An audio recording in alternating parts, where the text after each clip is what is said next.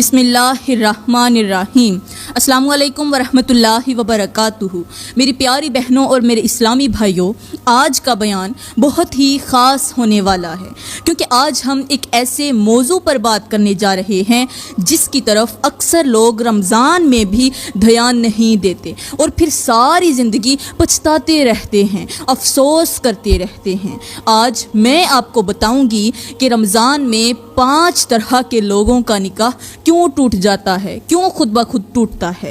یاد رکھیں، رمضان صرف عبادت کا مہینہ نہیں، یہ اپنے لفظوں، اپنے رویوں اور اپنے فیصلوں کو تولنے کا مہینہ بھی ہے۔ مگر اسی مہینے میں کچھ غلط قدم ایسے اٹھ جاتے ہیں جو برسوں کے رشتوں کو لمحوں میں بکھیر دیتے ہیں۔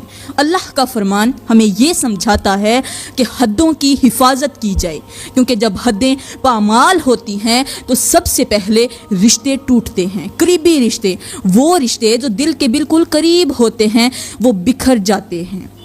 رمضان وہ مہینہ ہے جس میں اللہ اپنے بندوں کو رکنے، سوچنے اور خود کو سنبھالنے کا موقع دیتا ہے۔ مگر افسوس کہ کچھ لوگ اسی مہینے میں وہ فیصلے کر بیٹھتے ہیں جن کے اثرات ساری زندگی ان کا پیچھا نہیں چھوڑتے۔ اللہ کا فرمان ہے کہ وہ کسی قوم کی حالت نہیں بدلتا تب تک جب تک وہ قوم خود اپنی حالت نہ بدلے، اور یہی وہ نکتہ ہے جسے سب لوگ نظر انداز کر دیتے ہیں۔ غصہ، انا، ضد اور نہ سمجھی سب جب دل پر حاوی ہو جائیں تو عبادتیں بھی رشتوں کو نہیں بچا سکتی۔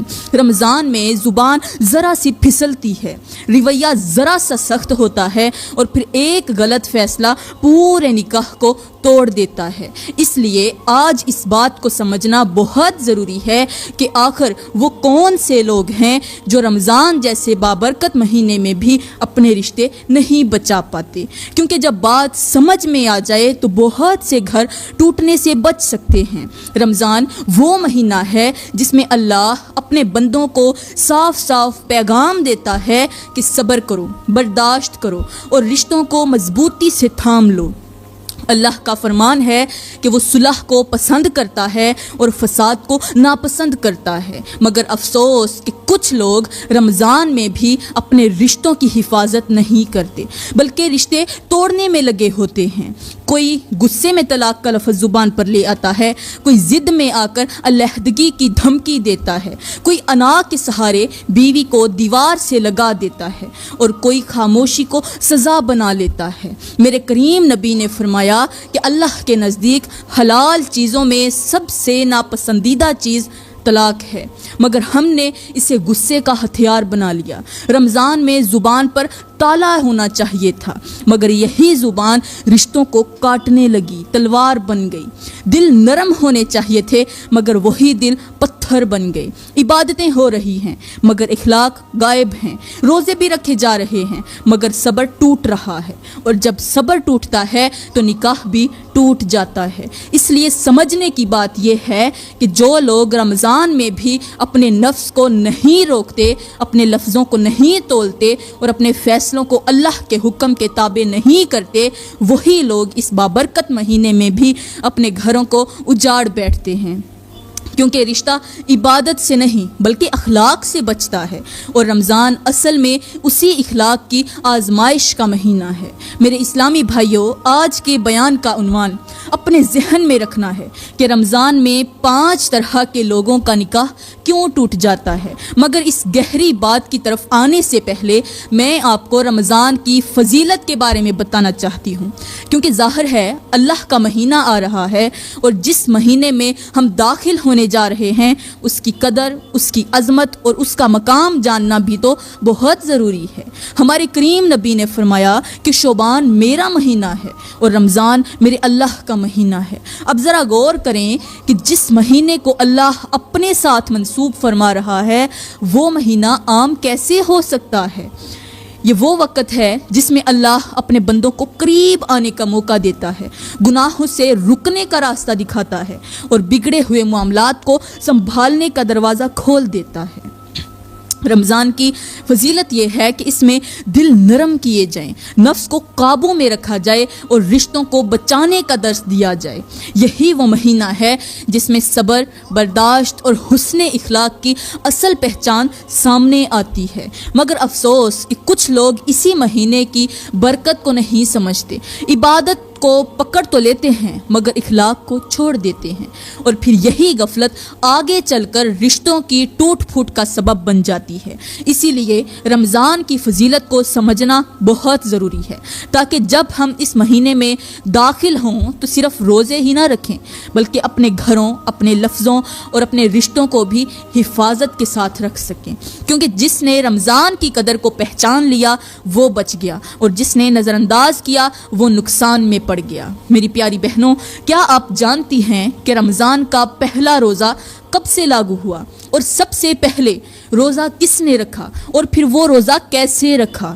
کہتے ہیں کہ حضرت شیس علیہ السلام کے دور میں ایک بہت ہی بڑا قحط پڑ گیا تھا، ایسا قحط کہ زمین کی پیداوار ختم ہو گئی، کھیت سوکھ گئے، ہریالی ختم ہو گئی، اناج ناپید ہو گیا، لوگ ایک ایک دانے کو ترسنے لگے، مائیں اپنے بچوں کو دیکھ کر روتی تھیں کیونکہ ان کے بچے بھوک سے بلکتے تھے، اور مائیں ان کو بھوک سے بلکتا ہوا روتا ہوا دیکھ نہیں پاتی تھی، باپ بے بسی سے آسمان کی طرف ہاتھ اٹھاتے تھے، جانور بھی بھوک سے مرنے لگے تھے، بستیوں میں سناٹا تھا اور دلوں میں خوف۔ اسی زمانے میں ایک ملک ایسا بھی تھا جہاں اللہ نے نسبتاً آسانی دے رکھی تھی، وہاں کے بادشاہ نے اپنے تمام لوگوں کو یعنی پوری قوم کو، سلطنت کو اکٹھا کیا اور اعلان کیا کہ میرے ملک میں رہنے والے لوگوں، کیا تم جانتے ہو کہ ہمارے پڑوسی ملک میں غربت نے ڈیرے ڈال رکھے ہیں، لوگ بھوک سے مر رہے ہیں، کھانے کو کچھ نہیں ہے، بچے بلک رہے ہیں، عورتیں آنسو بہا رہی ہیں، اور یہ سب کچھ اللہ کی نگاہوں کے سامنے ہو رہا ہے۔ بادشاہ نے کہا کہ میں تمہیں ایک راستہ بتاتا ہوں، ایک ایسا راستہ جس سے اللہ کو بھی راضی کیا جا سکتا ہے اور انسانیت کی خدمت بھی ہو سکتی ہے، ان کا سہارا بھی مل سکتا ہے، ان کو مدد بھی مل سکتی ہے۔ اس نے کہا میرا حکم ہے کہ تم دن میں ایک وقت کی روٹی خود کھاؤ اور دوسرے وقت کی روٹی اپنے پڑوسی غریبوں میں بانٹ دو، اس نیت کے ساتھ کہ یہ بھوک اللہ کو منانے کا ذریعہ بنے اور ان مظلوموں کی فریاد اللہ تک پہنچے۔ بادشاہ کی یہ باتیں سن کر لوگوں کے دل نرم ہو گئے، کسی نے اعتراض نہیں کیا، کسی نے سوال بھی نہیں اٹھایا، بلکہ لوگوں نے خوشی خوشی اس حکم کو قبول کیا۔ پھر ایسا ہوا کہ لوگ صبح کا کھانا تیار کرتے، روٹیاں بناتے، سالن بناتے اور اسے دوسرے ملک کی طرف بھیج دیتے، شام کو خود سادہ سا کھانا کھا لیتے، کوئی دن بھر بھوکا رہتا، کوئی آدھا دن بھوکا رہتا، کسی کے دل میں شکایت نہ تھی کیونکہ نیت اللہ کو راضی کرنے کی تھی۔ دن گزرتے گئے، بھوک جسموں کو کمزور کر رہی تھی مگر دل مضبوط ہو رہے تھے، غرور ٹوٹ رہا تھا، نفس جھک رہا تھا، انسان کو انسان کی تکلیف محسوس ہونے لگی تھی، اور یہی وہ کیفیت تھی جو میرے اللہ کو سب سے زیادہ پسند تھی۔ کہتے ہیں کہ یہ عمل اللہ کو اتنا پسند آیا کہ اللہ تعالیٰ نے اسی دور کے نبی کے پاس وحی بھیجی اور فرمایا میں اس بھوک کو عبادت قرار دیتا ہوں، میں اس ضبط نفس کو اپنے قریب آنے کا ذریعہ بناتا ہوں، میں اس عمل کو روزہ قرار دیتا ہوں تاکہ آنے والی نسلیں یہ سمجھ سکیں کہ بھوک صرف سزا نہیں بلکہ تربیت ہے، بلکہ ثواب ہے، صرف تکلیف نہیں بلکہ رحمت ہے، اور صرف رکنے کا نام نہیں بلکہ جڑنے کا راستہ ہے، وہ کس سے؟ اللہ کے ساتھ۔ اور یہی وہ بنیاد تھی جس پر روزے کا تصور قائم ہوا کہ انسان خود کو روکے، دوسروں کو احساس کرے اور اللہ کے حکم کے آگے جھک جائے۔ میری پیاری بہنوں اور میرے اسلامی بھائیوں، ہمارے نبی کا فرمان ہے کہ خوش قسمت لوگ ہیں وہ جو رمضان کی قدر کرتے ہیں، اللہ کے مہمان کو عزت دیتے ہیں، اس کا ویلکم کرتے ہیں، اور اللہ تعالیٰ کے مہمان کو عزت دینے کا مطلب یہ ہے کہ وہ رمضان میں روزے رکھنے سے پہلے اپنے آپ کو گناہوں سے روکتے ہیں، خاص طور پر ان گناہوں سے جن کی وجہ سے عبادت کا نور بھی بجھ جاتا ہے۔ میرے اسلامی بھائیوں، میرے کریم نبی نے فرمایا کہ جس شخص کے اندر یہ 5 گناہ ہوں اور وہ توبہ کیے بغیر روزہ رکھے تو حقیقت میں وہ روزے کا احترام نہیں کر پاتا، اگر وہ توبہ نہ کرے اور اس کے روزے قبول نہیں ہوں گے، کیونکہ روزہ صرف بھوکا رہنے کا نام نہیں بلکہ دل، زبان اور عمل کو پاک کرنے کا نام بھی ہے۔ صحابہ کرام نے عرض کی، یا رسول اللہ وہ 5 گناہ کون سے ہیں؟ ہمارے نبی نے فرمایا پہلا گناہ یہ ہے کہ جو شخص اپنے ماں باپ کو دکھ دیتا ہے، ان کے دل کو توڑتا ہے، ان کی بات کو رد کرتا ہے، ان کے سامنے آواز بلند کرتا ہے، ان کی خدمت میں کوتاہی کرتا ہے، وہ روزہ رکھنے سے پہلے اپنے ماں باپ کو راضی کرے، ان کے قدموں کو تھامے، ان سے معافی مانگے، کیونکہ جس روزے میں والدین کی آہ شامل ہو وہ روزہ اللہ تک نہیں پہنچتا۔ ماں باپ کی ناراضی کے ساتھ عبادتیں وزن نہیں رکھتی۔ اس لیے میرے اسلامی بھائیوں، اگر تم چاہتے ہو کہ تمہارا روزہ آسمان تک جائے تو سب سے پہلے اس دل کو جوڑو جس کے ذریعے تم دنیا میں آئے ہو۔ پھر صحابہ کرام نے عرض کیا، یا رسول اللہ دوسرا گناہ کون سا ہے؟ میرے کریم نبی نے فرمایا دوسرا گناہ شرک ہے۔ جو شخص اللہ کے سوا کسی غیر کے آگے اپنی پیشانی جھکاتا ہے، کسی انسان، کسی مزار، کسی طاقت، کسی دولت کو اللہ کے برابر سمجھ لیتا ہے، وہ شرک کرتا ہے، اور جو شرک کے ساتھ روزہ رکھے وہ روزے کی روح سے خالی ہوتا ہے۔ اس لیے میرے اسلامی بھائیوں، روزہ رکھنے سے پہلے اس گناہ سے توبہ کرو، اپنے دل کو صاف کرو، اپنی پیشانی کو صرف اللہ کے لیے مخصوص کرو، کیونکہ شرک کے ساتھ کوئی عبادت قبول نہیں ہوتی۔ پھر صحابہ کرام نے عرض کی، یا رسول اللہ تیسرا گناہ کون سا ہے؟ میرے کریم نبی نے فرمایا تیسرا گناہ رشتہ داروں سے تعلق ختم کرنا ہے۔ یہ بہت ہی سخت گناہ ہے۔ یہ وہ گناہ ہے جو گھر اجاڑ دیتا ہے، دلوں میں نفرت بھر دیتا ہے اور عبادتوں کے نور کو ختم کر دیتا ہے۔ عبادتوں کے دروازے بند ہو جاتے ہیں۔ اگر تم چاہتے ہو کہ رمضان تم پر راضی ہو کر جائے، اگر تم چاہتے ہو کہ رمضان تمہارے حق میں، روزے تمہارے حق میں گواہی دیں، تو سب سے پہلے اس گناہ سے توبہ کرو، ٹوٹے رشتوں کو جوڑو، ناراض دلوں کو مناؤ، کیونکہ جس گھر میں رشتے ٹوٹے ہوں وہاں عبادتیں بھی ادھوری رہتی ہیں، اور جس دل میں کینہ ہو وہاں روزے کا نور ٹھہر نہیں پاتا۔ صحابہ کرام نے عرض کی، یا رسول اللہ چوتھا اور پانچواں گناہ کون سا ہے؟ ہمارے کریم نبی نے فرمایا، صحابہ چوتھا گناہ ظلم ہے۔ وہ شخص جو کسی پر ہاتھ سے، زبان سے یا اختیار سے ظلم کرتا ہے، کسی کا حق دباتا ہے، کمزور کو کچلتا ہے، بیوی پر زیادتی کرتا ہے، اولاد کو ڈراتا ہے، ملازم کو حقیر سمجھتا ہے، یا کسی کا مال ناحق کھا جاتا ہے، وہ اگر روزے رکھے بھی تو اس کے روزے کی روح زخمی ہوتی ہے، کیونکہ اللہ ظلم کو پسند نہیں کرتا۔ میرے کریم نبی نے سمجھایا کہ رمضان صبر اور عدل کا مہینہ ہے، مگر جو شخص روزے کی حالت میں بھی دوسروں کو رلاتا ہے وہ اللہ کے دربار میں اپنی فریاد خود کمزور کر لیتا ہے۔ اس لیے روزے رکھنے سے پہلے ظلم چھوڑو، معافی مانگو، حق واپس کرو، کیونکہ جس کے دل میں ظلم ہو اس کے دل میں سکون نہیں ٹھہرتا۔ پھر صحابہ کرام نے عرض کیا، رسول اللہ پانچواں گناہ کون سا ہے؟ میرے کریم نبی نے فرمایا پانچواں گناہ تکبر ہے، اپنے آپ کو بڑا سمجھنا، دوسروں کو حقیر جاننا، اپنی عبادت پر ناز کرنا، اپنے روزوں پر گھمنڈ کرنا اور یہ سمجھ لینا کہ ہم تو بہت نیک ہیں۔ یہ تکبر اللہ کو سب سے زیادہ ناپسند ہے، کیونکہ تکبر وہ گناہ ہے جس نے شیطان کو برباد کیا۔ میرے کریم نبی نے فرمایا جس دل میں رائی کے دانے کے برابر بھی تکبر ہوگا وہ دل سکون سے محروم رہے گا۔ تو میرے اسلامی بھائیوں اور میری پیاری بہنوں، ذرا اپنے حال پر غور کرو۔ آج ہم انہی گناہوں میں ڈوبے ہوئے ہیں۔ ماں باپ کو دکھ دیتے ہیں اور کہتے ہیں دعائیں قبول نہیں ہوتی، دکھ بھی دیتے ہیں اور یہ بھی سوچتے ہیں کہ ہماری دعائیں قبول نہیں ہوتی، رشتے توڑ بھی دیتے ہیں اور کہتے ہیں دل بے چین ہے، ظلم بھی کرتے ہیں اور یہ بھی کہتے ہیں کہ نماز میں لذت نہیں، تکبر بھی کرتے ہیں اور کہتے ہیں سکون نہیں ملتا۔ یاد رکھو مسئلہ روزے کا نہیں، مسئلہ دل کا ہے، مسئلہ نماز کا نہیں، مسئلہ نیت کا ہے۔ جب تک یہ 5 گناہ تمہارے اندر زندہ رہیں گے تب تک عبادتیں بھی ہمیں سکون نہیں دے سکتی۔ اسی لیے آج کے لوگ کہتے ہیں ہم روزہ رکھتے ہیں مگر دل بے چین ہے، ہم نماز پڑھتے ہیں مگر ذہن پریشان ہے، کیونکہ عبادت کے ساتھ اصلاح نہیں، عمل کے ساتھ توبہ نہیں اور روزے کے ساتھ اخلاق نہیں۔ اگر تم چاہتے ہو کہ رمضان تمہیں سکون دے، اگر تم چاہتے ہو کہ نماز تمہارے دل کو ٹھنڈا کرے، تو ان 5 گناہوں سے نکل آؤ، ورنہ روزے رہ جائیں گے، نمازیں رہ جائیں گی، مگر دل خالی ہی رہے گا۔ میری پیاری بہنوں، اب میں آپ کو بتاتی ہوں کہ رمضان میں 5 طرح کے لوگوں کا نکاح کیوں ٹوٹ جاتا ہے۔ پہلی قسم کے وہ لوگ ہیں جو رمضان میں بھی اپنی زبان کو قابو میں نہیں رکھتے۔ سحری کے وقت نیند کا غصہ، افطاری کے وقت بھوک کی چڑچڑاہٹ، یہ سب مل کر زبان سے ایسے جملے نکلوا دیتے ہیں جو دل میں تیر کی طرح لگتے ہیں۔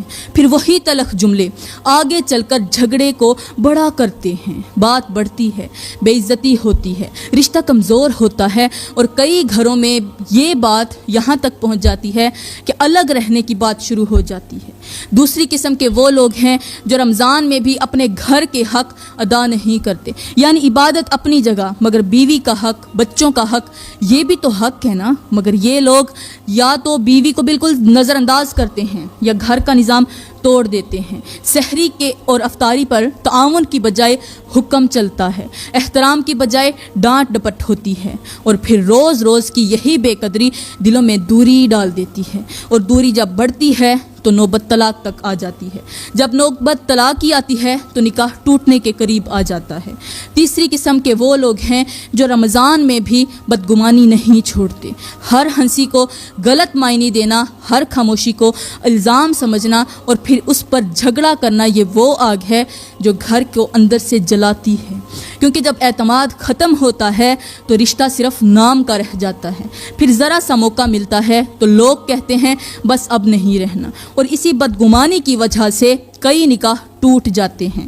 چوتھی قسم کے وہ لوگ ہیں جو رمضان میں بھی انا نہیں چھوڑتے۔ معافی مانگنا انہیں توہین لگتا ہے، جھکنا انہیں اپنی کمزوری لگتا ہے، حالانکہ رشتہ وہاں بچتا ہے جہاں ایک بندہ اپنے نفس کو توڑ دے، مگر یہ لوگ ضد میں آ کر بات کو بڑھاتے چلے جاتے ہیں۔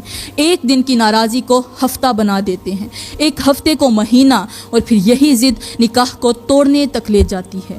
پانچویں قسم کے وہ لوگ ہیں جو رمضان میں بھی گھر والوں کے بیچ دوسروں کو گھسا دیتے ہیں، یعنی میکے یا سسرال کی باتیں، دوستوں کی بھڑکاہٹ، ادھر ادھر اور ادھر کی ادھر باتیں، پھر گھر کے راز باہر جاتے ہیں، ادھر کی بات ادھر کی، ادھر کی ادھر کی، گھر کے راز باہر چلے گئے، عزت کم ہوتی ہے، دل میں نفرت بیٹھتی ہے، اور پھر رشتہ 2 بندوں کا نہیں رہتا، پورا مجمع بن جاتا ہے۔ جب نکاح میں مجمع آ جائے تو سکون نکل جاتا ہے۔